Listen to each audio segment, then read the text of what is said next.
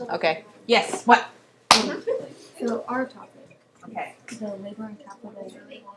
Capital. Okay. Okay. So we don't know if we're understanding this yet, but basically it's the relationship between the richer people overseeing the worker people. Yes, welfare capitalism, the doctrine of high wages, the sociology department by Henry Ford, and the fact that you have them paying workers better so that they don't, and so the workers are not as involved in unions, right?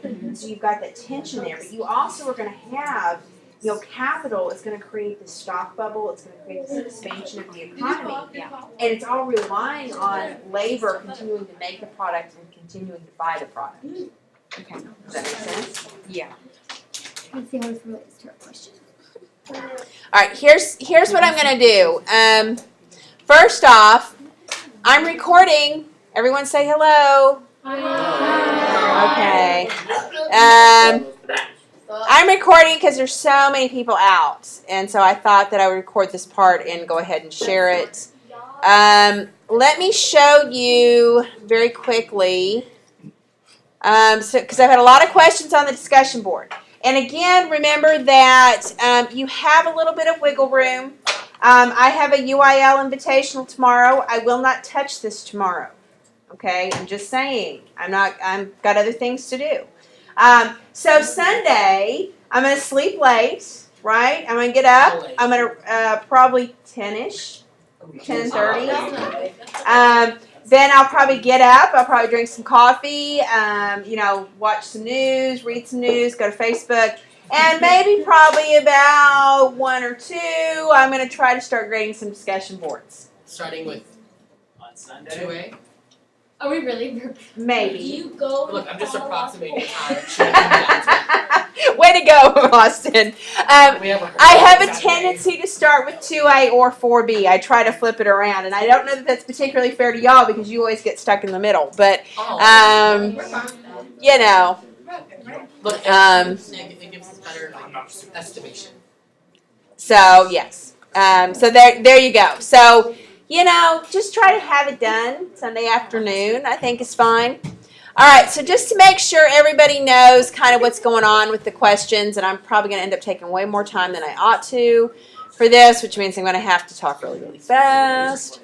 All right, so if you look at the discussion board, essentially what you're doing is you're answering the framing questions, okay? Now, look at the framing questions. What you can essentially do is on this part here where it says social divisions, right, you can kind of pull the term social divisions out and substitute your topic. So if your topic is the Ku Klux Klan, what factors precipitated and fueled the Ku Klux Klan of the 1920s? How did this Ku Klux Klan reflect post-war adjustments in the modern age? Okay, what issues overlapped the issues regarding the Ku Klux Klan during this period? Okay, how had each issue evolved, or how had the KKK evolved by 1930 as the nation entered the Great Depression? Okay, so that should help you sort of understand what how to approach the questions. Because I think some of you have gotten overwhelmed with the term, social divisions, and you're trying to like what does she mean, right? Remember, you have one specific division you're focusing on. So that's the division you have to ask the questions about. And so basically the first one talks about the things that created the division. The second one talks about how it reflects the post-war world, this world after World War II, right? The next one, what other issues kind of connect with your issue? Right? So, and you can see that there's lots of interconnectedness there. And then finally, how does it evolve over time? So there are 4 distinct questions. So what you're getting bogged down in is the term social divisions. And you're thinking, oh my gosh, what does that mean? Okay? So you really got to think about what the question's asking you. All right? Does that help? Right? Uh-huh. We Okay, what are we supposed to be looking at? That like small paragraph or like are there sources? No, of, there like, should other be, stuff? you have other sources, like, so if you go to, let's just do, we'll do black and white, all right, well, what, Ku Klux Klan, never mind. I need Like to align those my board. Sources? Yes, you read, Oh. read this paragraph, okay, look, this kind of walks you through the sources. Right. Then look at the actual sources themselves, click on the links.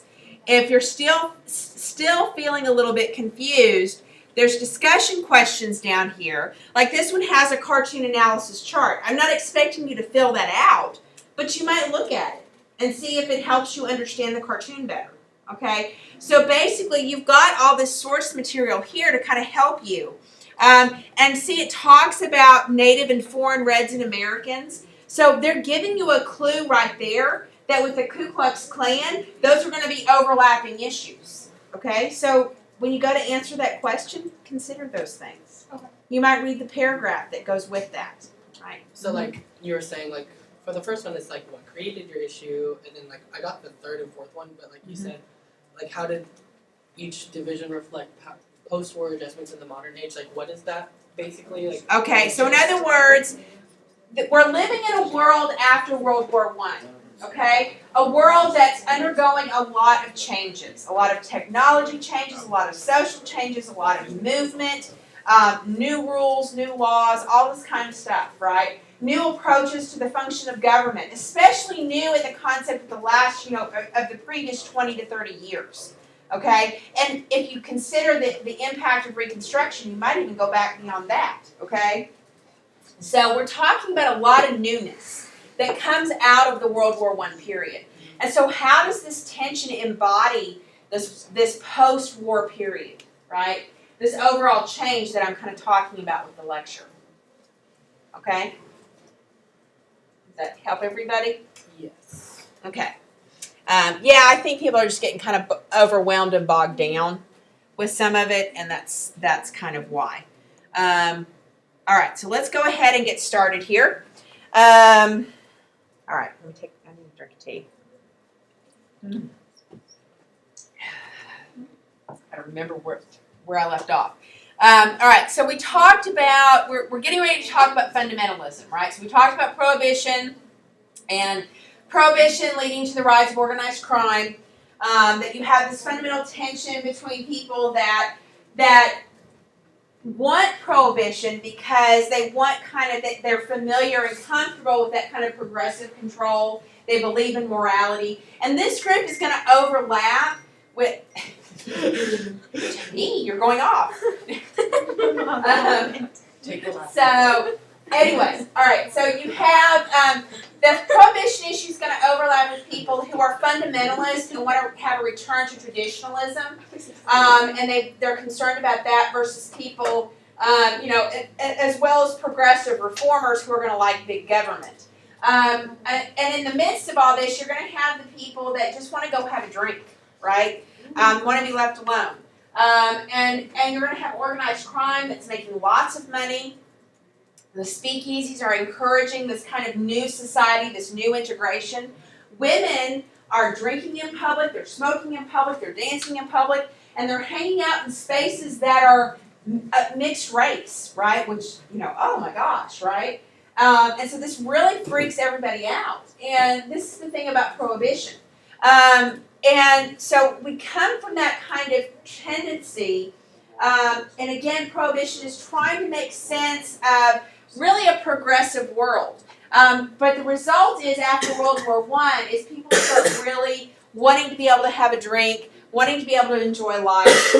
And that's happening at the same time that people look at the speakeasies, they look at the impact of organized crime, and they say society is falling apart, right? Society is, blacks, whites living together, living in the same city, and integration in the speakeasies, and women dancing and wearing flappers and working, and everything's crazy, right? And they look at the progressive tendency towards science and technology, because understand that really prior to the 1920s, Christianity and kind of that religious devotion, the middle class, were very comfortable with science. Science was okay. Science was our friend. And then you get to the 1920s, and there's kind of this thing of, well, science is what leads to these new ideas. Science is what leads to this new crazy technology. Science is kind of destabilizing everything. And so there's a real backlash against scientific stuff, okay? And that's where we have the rise of fundamentalism. And a lot of this is a sense of fear, right? Because we have new social structures, because we have a new attitude of the government, which is hands off of everything, right? Because you have this environment, people are very, very nervous. And so they want to go back to what's comfortable. Now, here's the problem, right? What does that look like, okay? I mean, this is the problem when people say, well, let's go back to the way things used to be. Well, the way they used to be according to whom, right? I mean, fill in the blank. So this is one of the problems with fundamentalism. And fundamentalism relies a lot on kind of biblical literalism, kind of a, emphasis on church and kind of family and community, trying to recreate that community connection that we've seen kind of fracturing in the 1920s. Fracturing because of the end of World War I and that kind of thing. And so that they're going to be talking a lot about that. What's interesting about these, thanks, Sam. What's interesting about these fundamentalists is going to be that while they talk and argue against technology, they're also going to be using radio, they're going to be using dramatic presentations, film, in order to kind of record their revivals and build a following. So it's ironic that in a sense they talk against science, they talk against technology even as they use it. And a lot of this too has to do with nativism, this idea of American culture being very clearly defined and that kind of thing. This takes us to the Scopes trial. You need to know the Scopes trial. A few key things about the Scopes trial that I know you're going to need to kind of stick in the back of your head for the first week of May. And that's going to be, first off, the names Clarence Darrow and William Jennings Bryan. Now, William Jennings Bryan you're familiar with. We talked about him. He's the Democratic candidate in 1896. Kind of builds a coalition with the populists and the Democrats. Kind of turns some of the immigrants off because he's a very kind of evangelical speaker. He's always, cross of gold and very religious and fundamentalist, all this kind of stuff. So he's going to be the guy that argues the case for the state of Tennessee. The guy that's going to argue for John Scopes is a guy by the name of Clarence Darrow. Clarence Darrow he's an attorney for a new organization called the American Civil Liberties Union, right, the ACLU. New organization in the 1920s. Again, we're talking about how we have the rise of the individual. If you're reading The Great Gatsby right now, you know that this sense of individualism, this alienation, is a big part of the 1920s, right? So, yes, you can. So one of the issues that we see in the 1920s is that civil liberties and individual rights becomes very important. So we start having these baby steps towards the civil rights movement. And we saw that a little bit with black nationalism and Marcus Garvey and the NAACP figuring out how to kind of vote as a bloc. But the ACLU is going to kind of assert that in a different way by going through the court system and establishing, that these rights apply here and that kind of thing. So Clarence Darrow is very famous for that, famous as a very vocal atheist. And so you have this real contrast in the Scopes trial between biblical fundamentalism and kind of this emphasis on science and modernity. And this goes back to the Butler Act of Tennessee. The Butler Act basically said that it was illegal to teach evolution in the state of Tennessee. And basically this little town of Dayton, Tennessee wants to build up business because we've had these small towns are starting to watch their businesses disappear into the cities. And they're concerned about this, and they feel like they need to build up interest. They need to prove to people that their town's a happening place too. It's not just in New York or whatever. And so they kind of arrange to have this whole thing happen, right? So they're going to test the Butler Act. And so John Scopes is a substitute teacher. He goes into a biology classroom, uses an approved Tennessee textbook, that has evolution in it. And he actually teaches the theory of evolution. And they give him a fine, they write him a ticket, and he basically appeals the ticket and says, no, I'm not going to pay this fine. And this is what leads to what we call the Scopes trial. It's sometimes known as the monkey trial. And so Clarence Darrow argues for John Scopes, Brian argues for the state of Tennessee, and it really is not so much about John Scopes, okay? Yes, his actions are what precipitate all of this, but this is really almost a debate between biblical literalism and science, okay? And so you have this huge, it takes place over the summer, it's really hot, so they end up moving the whole thing outside, and it's kind of a media circus, right? And this is what makes it significant in the 1920s, which is that number one, it's a media circus, right? If you were around in the 1920s, you would have known about the Scopes trial. It was common knowledge, it was something that was widely covered. And so you definitely have that, and the other aspect of it is it really kind of shines a light on this contrast and this anxiety over how does modernism and science and technology change the world in which we live? And are we comfortable with those changes? And guys, this is the world we live in, right? I mean, we're living in a world now where cell phones and social media and computers and technology. Please pardon the interruption. At this time, please release all varsity baseball players. Once again, teachers, release only all varsity baseball players. Thank you. So what you see is that you have that kind of anxiety now where people ask themselves, what's going to happen to kids?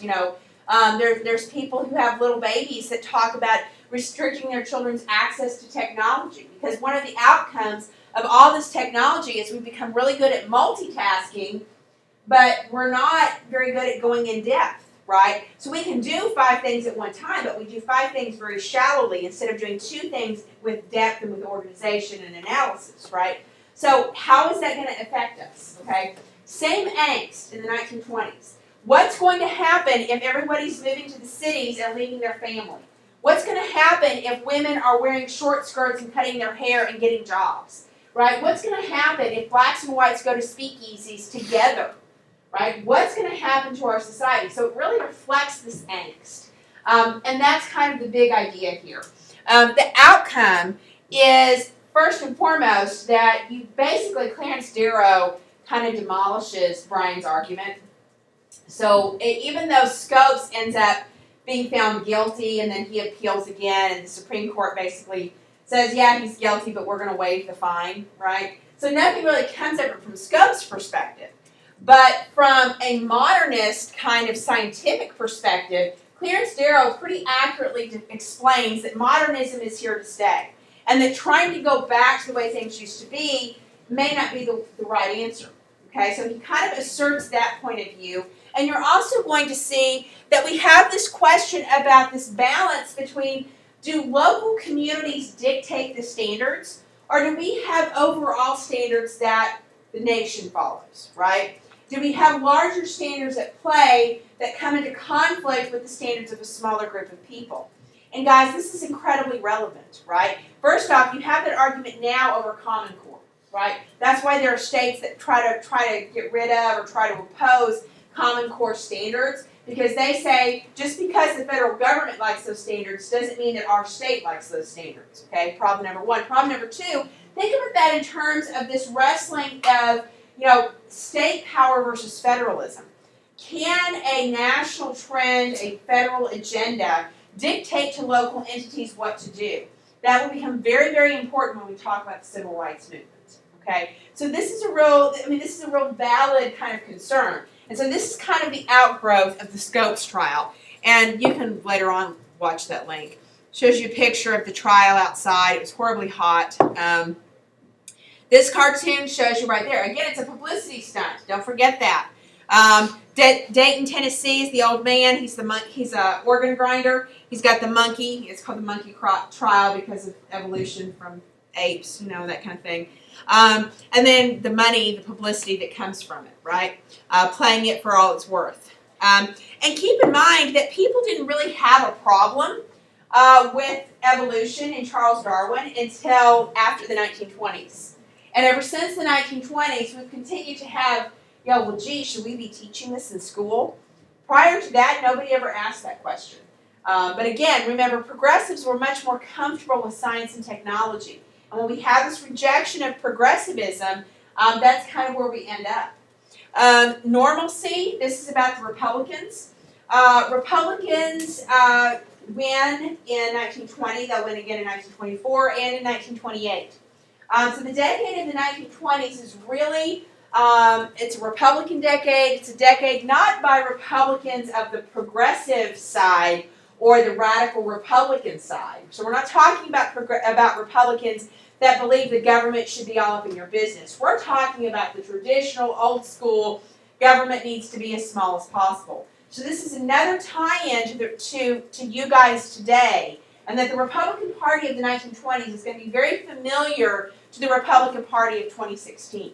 Okay, so just kind of know that. And you're going to have the Republicans basically getting in charge of both the White House and Congress, which is a very powerful combination.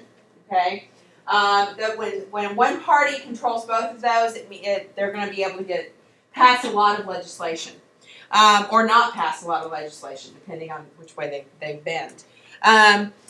Notice the Warren G. Harding's quote that our need is for normalcy. But here's the million-dollar question: what does that mean? This is one of the things the Republicans are able to do pretty well in the election of 1920, is make this appeal of let's go back to normal, without ever really defining what normal is. Everybody knows that they're frustrated with progressives, they're frustrated with the way World War I was handled, they're frustrated with the government being up in business, et cetera, et cetera. But just because they're frustrated with that, what does it still mean to be normal? Okay? And so that's the big question. The Republicans really build on kind of this rejection of normal and all that kind of stuff.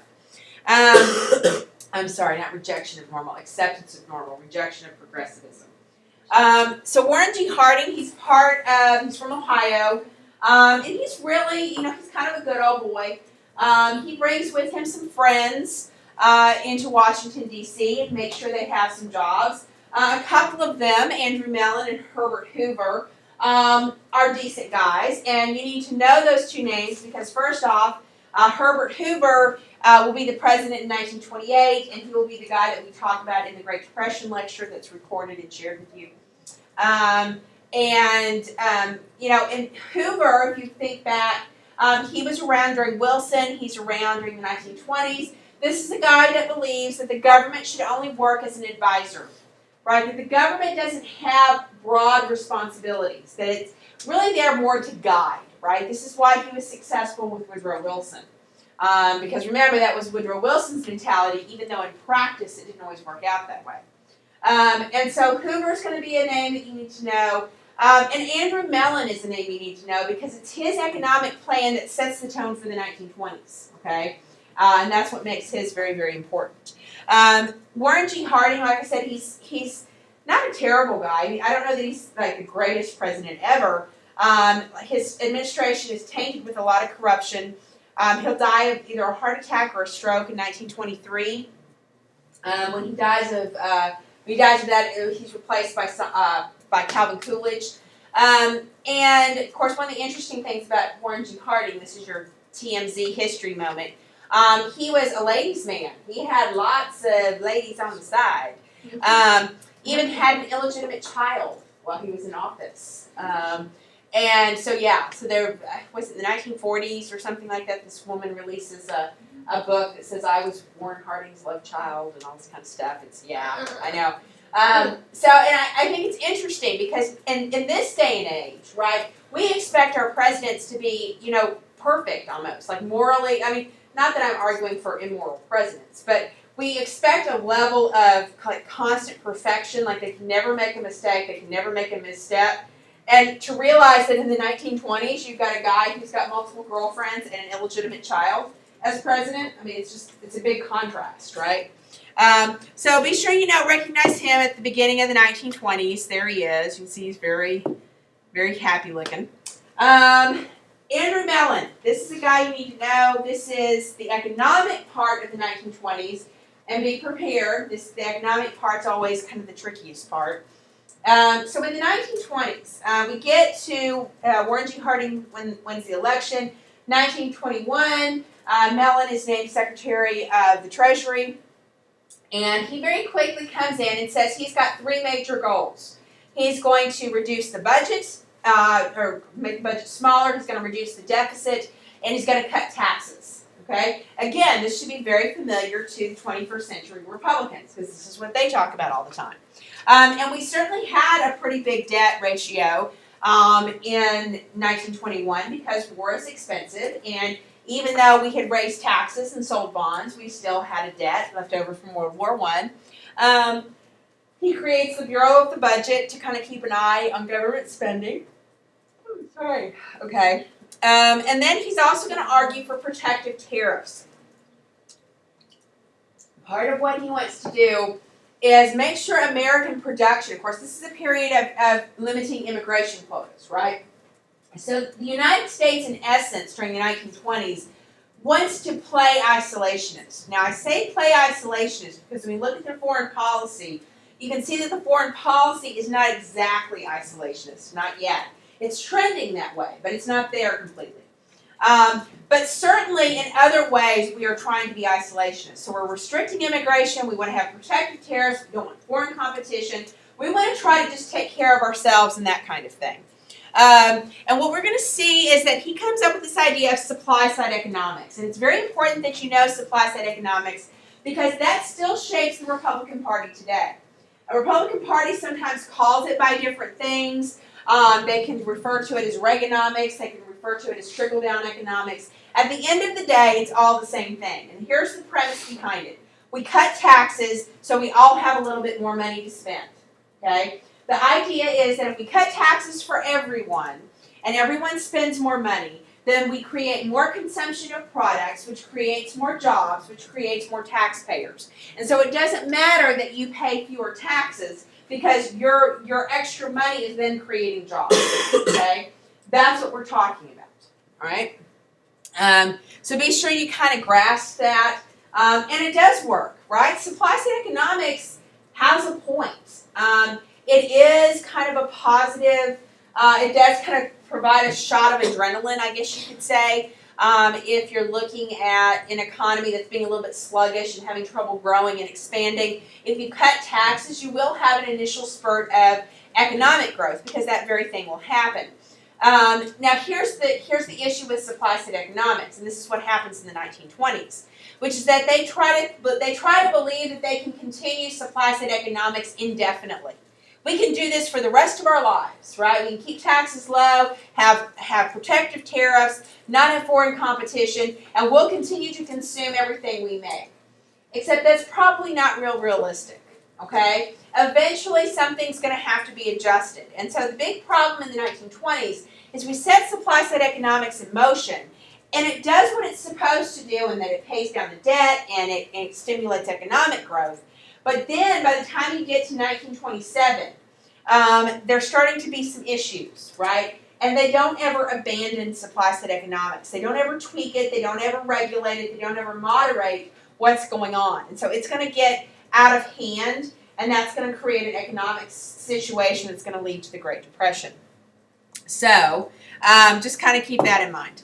Hoover, again, let me emphasize, his idea as Secretary of Commerce was that the government should advise businesses, advise industries on how to have fair competition, how to operate their business, that they're really he sees the government as a collector of data, and let me share this data with you and all that kind of stuff. He's not big into managing or having, watchdogs over, antitrust stuff. So really, Hoover takes very much this cautious, careful approach that allows businesses to really, really grow dramatically, right? And that's kind of what we see happening. So at the end of the day, Harding's administration, the guys in there are going to lead to laissez-faire economics in the most extreme, like almost complete, like real hands-off. Although one could argue that the protective tariffs kind of aren't really laissez-faire. And the economy's going to grow. But here's the problem, right? So we're cutting taxes and people are spending, so businesses start making more product. They start hiring some more workers, okay? Making more product, the cycle continues. And then all of a sudden, what happens is your individual consumers start to kind of max out on what they need. I've already bought a radio. I've already bought a refrigerator. I've already bought a vacuum cleaner. They start to max out on how much installment they can handle. I can't afford another payment, right? And And as that begins to happen, this production efficiency continues thanks to the assembly line and all this kind of stuff. And the stock bubble allows businesses to expand, and they're able to get loans and all this kind of stuff. So we've got all this expansion of business that increases production, but we're starting to have trouble by 1926, 1927 with everybody consuming. Okay, so we're not consuming at quite the same level that we were.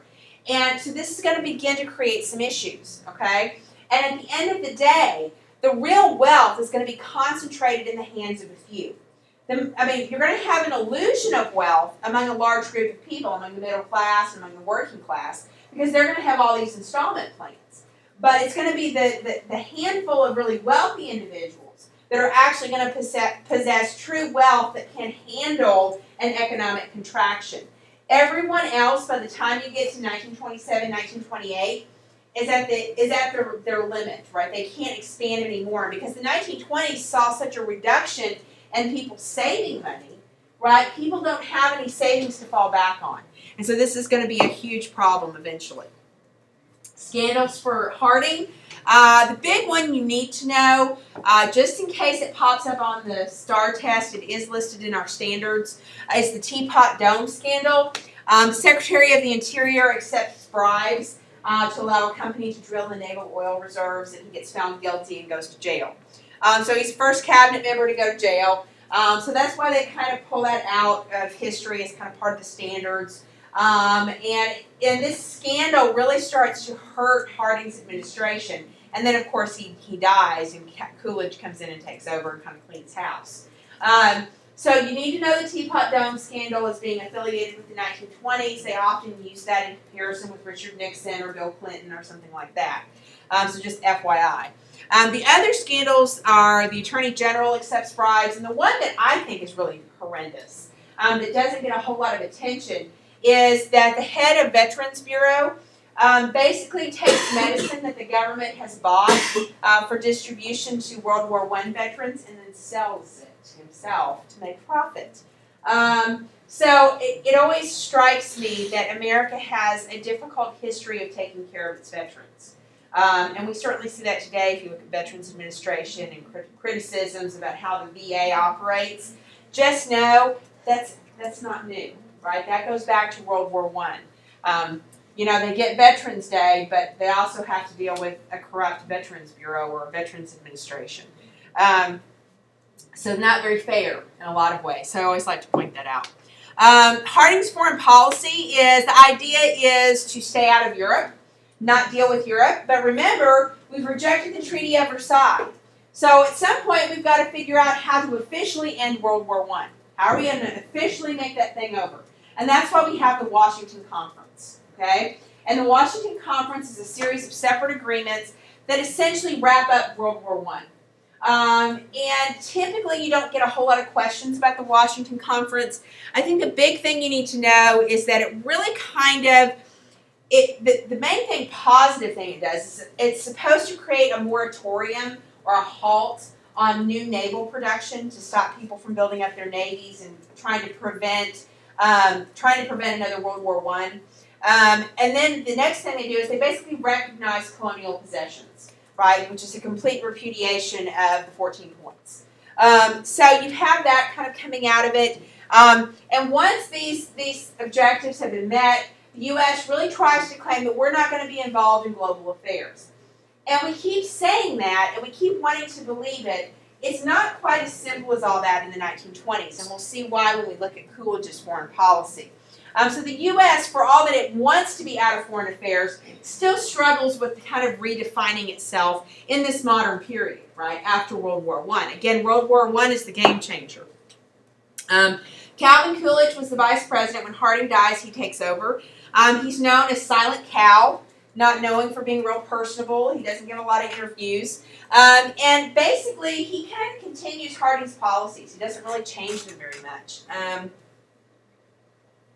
In fact, I would argue he's more of a business Republican than Harding was. Right? And you can see this quote down here. The chief business of the American people is business. He believed that the government should be as little involved as possible. In fact, in 1927, when they tried to pass a farm relief bill to help farmers who were starting to really struggle, by 1927, he vetoes it. He says, no, that's too much government. We're not going to do that. We're not going to help keep, if those farmers are about to go under, they probably ought to go under. Or some quote along those lines, that basically if their business is that bad, they need to go belly up and deal with it, right? So you definitely see that Calvin Coolidge will continue economically these policies. Then you're going to see that his foreign policy is going to get more complicated because Britain and France and Germany are starting to have economic problems. Now, part of what will happen here is that the Treaty of Versailles, the U.S. has repudiated it. We're not going to do that. But Britain, Germany, and France have signed it. Okay, so Germany owes a bunch of reparation payments to Britain and France. Britain and France owe a bunch of money to the United States.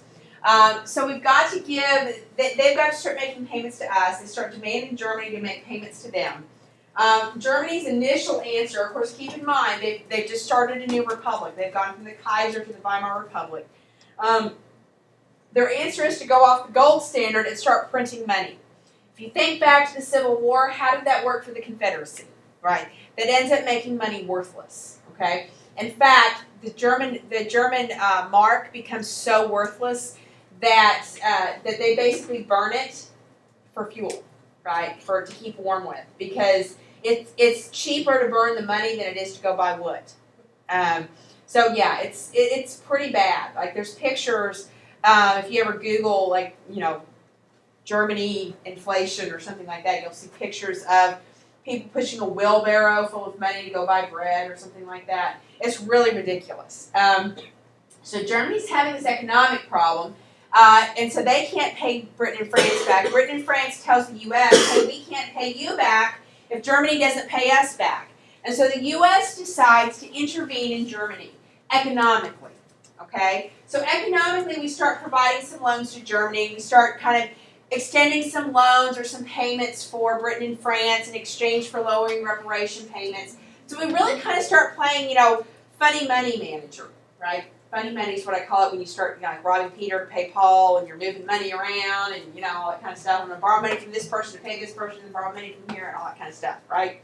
So that's what the U.S. starts doing.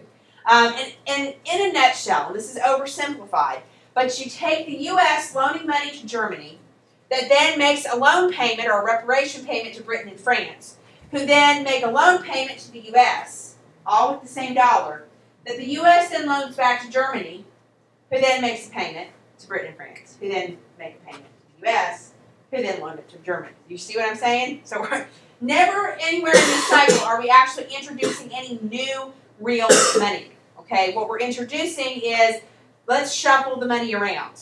Okay, let's move it from this book to this book to this book, but there's never actually any new money there. It's like paying bills with credit cards, right? You're just constantly reshuffling stuff. And so this is not going to solve this problem of debt that these countries have. All it's going to do is make it look like it's being moved around. The next big thing under Coolidge is we're going to have this, in 1928, the Treaty to Outlaw War, which is kind of silly, I think, especially since World War II will happen, roughly 10 years later. So be sure you kind of have a concept of the Dawes Plan. Don't confuse that with the Dawes Act that kind of creates the or busts up the reservations for American Indians. I actually think it's not the same guy. This is the guy's son from the Dawes Act, right? So same family, but two very different concepts. So anyways, we've got this huge problem with that we don't have prosperity extending to everybody, okay? And I think this is one of the biggest issues you have to grasp about the 1920s. So we go from the early 1920s, and you have that ice bath to the economy of, the war's over, so we're not going to control the economy at all anymore, right? So you have an initial uptick in unemployment, you have initial kind of labor unrest, right? That will start to be resolved in part thanks to immigration quotas and controlling all of that, and wages going up. So things will settle down there. The job situation will begin to be alleviated. For farmers, prices are going to be pretty good until you start to get to about 1921, and then they're going to start to drop. And they start to drop because high tariffs limit markets overseas. In addition, Europe is recovering, okay? So farmers start having trouble making ends meet in the early 1920s. Then, by the time you get to the middle of the 1920s, that's continuing, right? And part of the problem is their answer was, well, I need to make X amount of dollars, and the cost of my, or the price for my crop has gone down, so what I need to do is make more of it, okay? So they're overproducing crops, and this is driving the price down even further. So people are having problems paying they're making debt payments to the bank, right? Paying on their mortgages. So you start to have some banks foreclosing. You have some banks that actually go belly up because they have enough farmers in a particular area that can't pay them back. And farmers really start to hurt economically, okay? And by 1926, people are realizing that this prosperity of the 1920s doesn't include farmers at all, right? That farmers are really struggling. And they don't feel like anybody's paying any attention to what they're doing, right? And that sounds familiar to the late 1800s. And so we're going to see that that's going to create a problem. You're also going to see that debt ratios start to really increase by the time you get to 1926, right? The middle class that had started making pretty good wages by 21 and 22, by 23, 24, 25, 26, are borrowing a lot of money to buy stuff.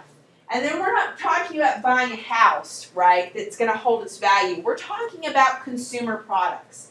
Buying a radio, buying a refrigerator, buying a toaster, buying a car even, right? Because cars even back then are not going to be something that you invest in to hold value, right? Because cars get used up. That's what they're intended to be. And so you're going to see that the middle class are going to start having more trouble participating in the economy because of their debt ratio, okay? They just are maxed out. They can't afford to buy anymore. So they're pulled out of the economy. Farmers are pulled out of the economy. Then you're going to have a couple of natural disasters in the Mississippi River area. Those people are going to be pulled out of the economy for a few years. Then you're going to have 2 hurricanes in Florida. Florida had a real estate bubble. People said, oh, Florida's awesome. Let's go build some houses down there. And so you have everyone, kind of this real estate frenzy in the mid-1920s. Then the hurricane slams them, and they lose a bunch of money. And then they think, well, surely there won't be another hurricane, so let's try this again. Then 2 years later, it hits again, right? So you've got real estate investors who lose a nice big chunk of money, okay, thanks to the Florida real estate bubble. And some of these investors are going to be some of the same guys that are dabbling in the stock market, okay? So they're losing access to the economy. So again, it takes a bunch of participants in the economy, a bunch of people that, go to Walmart every week, or go to the store, or go, order from a catalog, or go, buy a new car, or whatever, to keep the economy growing and expanding. Because no one single rich person is going to stimulate economic growth the same way a whole room of people. If you look at every person in this room as representative of a family group, and you consider how much your family contributes to economic growth, and buying groceries, and buying products, and buying clothes, and paying for services, right? That's a lot of economic growth, as opposed to one wealthy individual who might be able to drop a bunch of money on one thing, but, how many expensive haircuts do you need, right? How many computers can you use? Eventually, they don't have a need to continue contributing into the economy. That doesn't change the fact that when they buy something really expensive.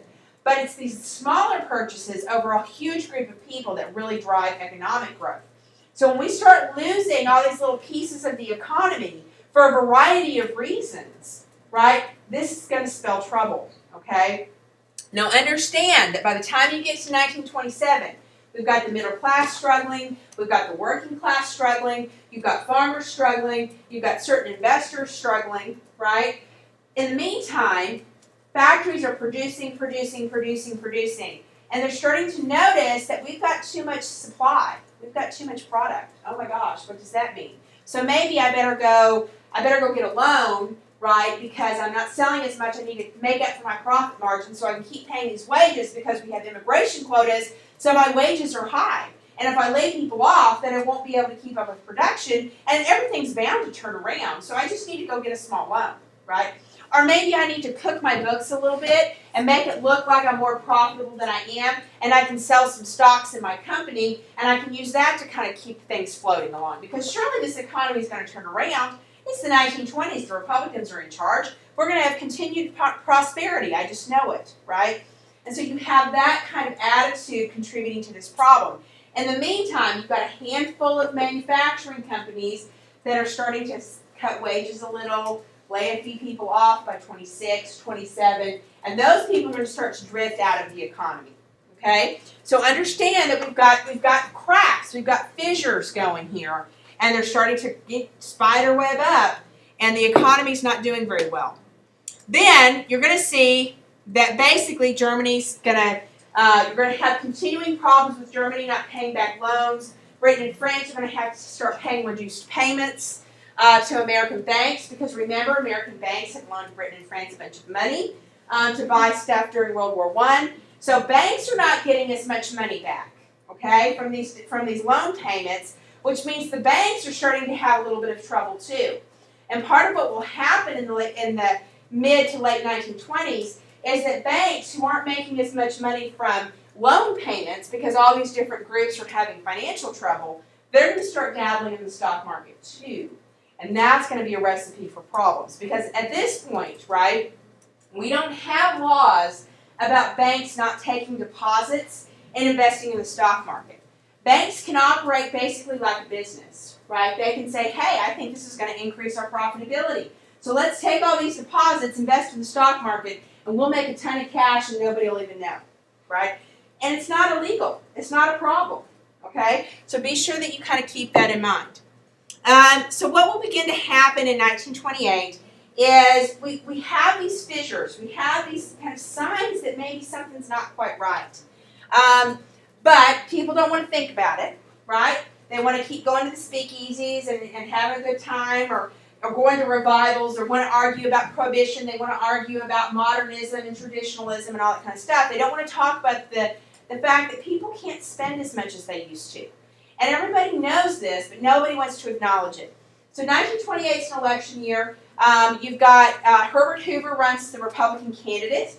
Everybody likes Hoover, right? He's your classic Republican, again, government as an advisor. We're going to let business continue to operate, all this kind of stuff. And the Democratic candidate is going to be a man from an Irish immigrant family named Al Smith.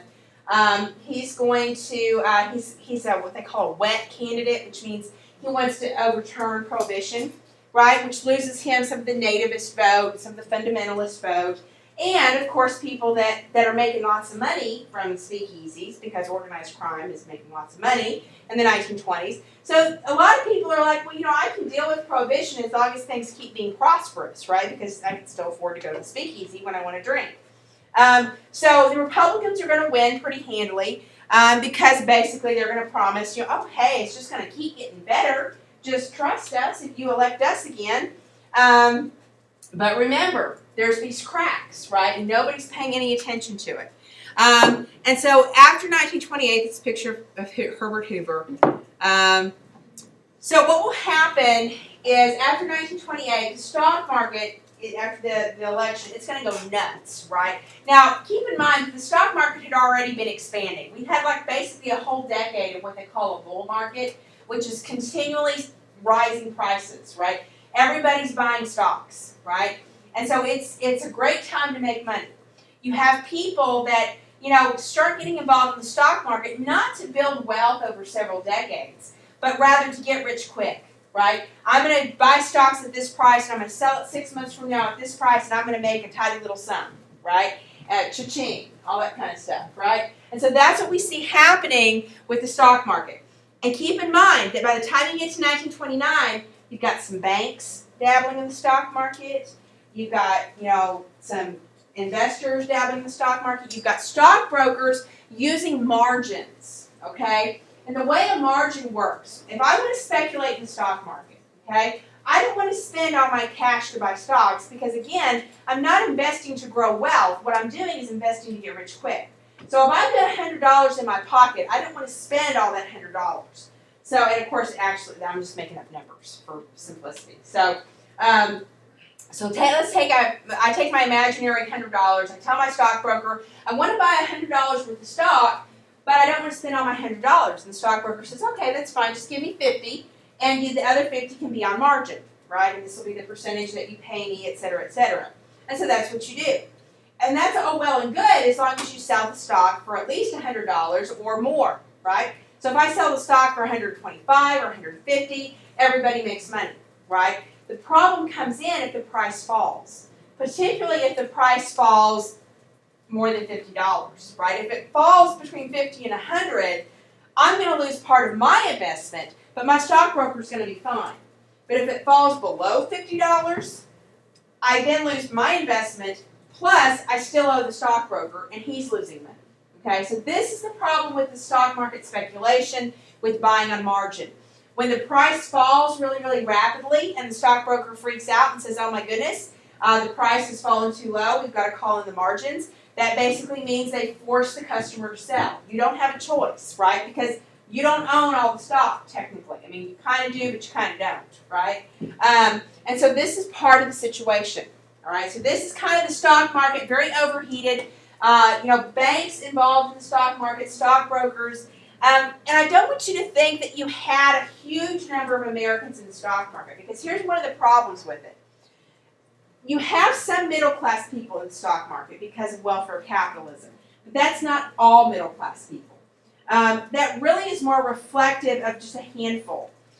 So when we're talking about the stock market crash, what we're talking about is not the majority of Americans. What we're talking about is another element of the economy that's pulled out, okay? So we've already lost, working class and lower middle class due to debt ratios. We've lost farmers. We've had natural disasters. Now we're going to have stockbrokers pulled out and people that do investing. And those people are going to be affected. And so you have kind of this another group. But here's the problem with the stock market crash when it happens, right? You have these inflated stock values. You've got high debt, all this kind of stuff. Yes. So when that happens, when the stock market collapses and corrects itself, what's going to happen is it triggers kind of this ripple effect, and the whole economy kind of goes, oh my gosh, right? And it kind of sucks up, right? Because all these values are corrected and all this sort of stuff. So we say that October 1929 is the beginning of the Great Depression. In reality, the Great Depression has many factors connected to it. It's not just the stock market crash. But the stock market crash is kind of the beginning in the sense that this is the wake-up call. This is when everybody realizes, oh crap, we've just been moving money around. We haven't actually been paying off anything. We haven't actually been buying anything of value. We haven't actually been creating any wealth. This is all basically paper wealth. It's all wealth based on hot air, right? And the stock market crash tells everybody this. And everybody realizes that these cracks in the economy that have been growing since really 1925 have actually kind of created a big opening in the economy. And this opening is only going to get worse, okay? And part of the reason it's going to continue to get worse is going to be the banks, right? Remember, we don't have any regulations against investing in the stock market for banks. We don't have deposit insurance at this point. So people who have been putting their money in the bank expect that the bank's holding on to their deposit, that I can then go make a withdrawal, okay? But here's the problem. Banks gamble in the stock market, in part because they're not getting back payments like they're supposed to, in part because, bankers get greedy, all that kind of stuff, right? And initially, that's not a horrible, horrible thing. You have a few banks that get really affected, like right in October, November of 29. But it's not for another 6 months or a year that you really see the banks begin to have issues. And think of it like a wave, right? You have the initial wave, you have a couple of banks that are seriously affected, and then everything kind of calms down. And then you're going to have somebody go in, they're getting a little nervous about the economy, they say, I want to take my savings out, right? Except the bank doesn't have that much cash on hand. And they can't go get that much cash, right? And they have to say, we can't give that to you. Well, if you get a whole bunch of people running into a bank saying, I want my deposit right now, they're going to have to shut the bank down, okay? So you have these forced bank closures because of these bank panics. And that will kind of ebb and flow as well. So you'll have kind of an initial attack in 1929, early 30, and then it'll kind of fade away. Have another one, and it's going to be regional a little bit, okay? It's not until you get to like January, February of 33 that you're going to see kind of massive bank panics. Just understand that as these banks close, what will happen is that people lose all their savings. So all my deposits, I got my paycheck on Friday, deposited it in the bank. I go to the bank on Tuesday to pull some money out to go to the store, but the bank's closed. I'm out of luck. There's nothing I can do. There's not deposit insurance, right? Sure, I could go ahead and sue somebody. Oh, yes. Here we go. All right, so I tried logging in as HS student, and they didn't show up, even though the files, the extent files. Where are these extent files? They should be under users, under shared, Okay, well, under SHS debate. Go ahead. So basically, these bank failures are going to begin to create a huge crisis of confidence. And this is going to make people very much afraid to participate in the economy and that kind of thing. If you log in as K Green 08131906, that'll get you to the shared folder. But why it's not showing up under under HS student, I don't know. So the shared folder should automatically show up when they log in? It should, I think so. Okay. I mean, the SHS debate folder does. So multiple causes of the Great Depression. Stock market crash creates a recession and the economy contracts, so that's a big problem. Overproduction in the manufacturing sector as well as overproduction for farmers, meaning that there's too much stuff and people aren't making any money, which is going to affect profit margins. We're going to see uneven wealth distribution, so that you have very few people that have the wealth to actually survive the Great Depression or survive the crash and the initial contraction. We're going to see fewer markets, and the Federal Reserve does not do a very good job of handling this, right? The Federal Reserve is going to keep, they're going to keep interest rates too low for too long, right? And then the stock market crash happens, and then they jack up the interest rates, making it very hard for businesses that were partly profitable to get kind of covering to make things better. And so that kind of walks you through some of the causes of the Great Depression. Again, we begin to have the gains of the 1920s are wiped out, and as it affects the United States, it has a ripple effect all over the world. So the entire world starts to be affected by the failure of the American economy. And so you end up having a global depression. And this is going to really shake these new democracies, whether it's the Weimar Republic, or whether it's Poland, or whether it's Italy, or whatever. They're going to start to have some real problems, and this is going to lead to the rise of fascism in the 1930s. So there you go. That is very quick and dirty. 1920s. I'm going to stop a little bit early and give y'all 15 minutes to work on your stuff so I can get with Mr. Tillinghast and figure out what's going on with my UIL stuff. And I think that's it. Again, I kind of rushed through the last part of it, so I hope that made sense. Big thing is the overproduction and lack of participation in the economy. And you need to know the date of October 1929. Okay?